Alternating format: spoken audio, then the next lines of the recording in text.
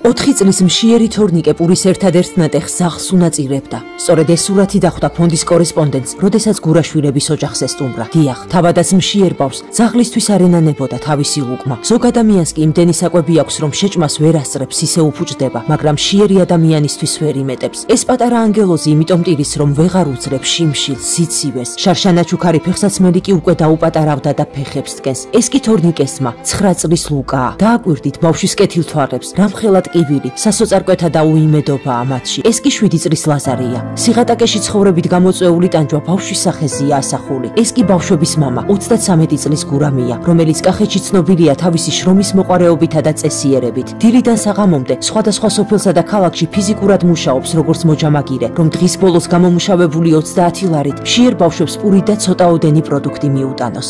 არაფერი არ მაქვს რა, ელემენტარული არც მაცივარი. ეხლა ზაფხული მოდის და საჭმელი რო ისავქნა მეორე დღეს უნდა ამდგე და გადავყარო, იმიტომ რომ დამშავდება.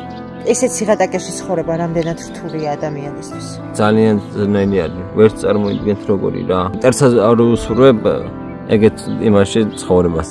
საბრალო ძმებს შრომა არ ეზარებათ და მამას ეხმარებიან, რომ ბოსტანში კიტრი, პომიდორი და მწვანილი მაინც დაკრიფონ ზაფხულში. გურაშვილების ოჯახში სტუმრობისას წვიმა დაიწყო. ბავშვებმა კი თავი არა ოთახში აფარეს, არამედ ხის ქვეშ დადგნენ. იცით რატომ? იმიტომ რომ ოთახშიც ისევე წვიმდა როგორც გარეთ. ფანჯრებით ჩამტვრეულია, კედლები გაფსარული. ორმაგი უბედურება კი ისაა, რომ ეს საშინელი ქოხიც არ არის ოჯახის საკუთრება. გურაშვილებს ამ სახლის დაცლა უწევთ, მაგრამ სად წავიდნენ? მათ ხომ წასასვლელი არ სად აქვთ? ნუ თუ ღიაცის ქვეშ მოუწევთ ამ პატარა ანგელოზებს და აი ასე შემოუსხდნენ ბავშვები ფონდის კორესპონდენტს და თავიანთ გასაჭირს ეუყვებოდნენ. ღვთისმიერო ადამიანებო, ბავშვებს მხოლოდ თქვენი იმედი აქვთ და ეს რწმენა გამართლებოდეთ. მოდით ერთად გავამთელოთ პატარა ძმების გაბზარული გულები.